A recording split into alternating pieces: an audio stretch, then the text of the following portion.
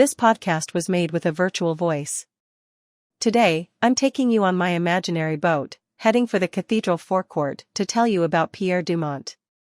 Much less famous than Monet, Pierre Dumont is also a painter who drew the cathedral under the stroke of his brushes.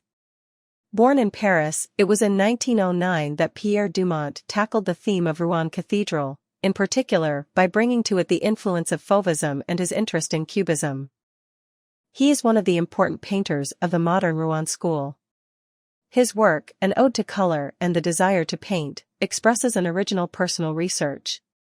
Its warm, dense colors and its generous brushstrokes serve a firearm representation of volumes. A whole series of paintings pay homage to the cathedral, and some of them have even been brought to the United States in the Milwaukee Art Museum in Wisconsin.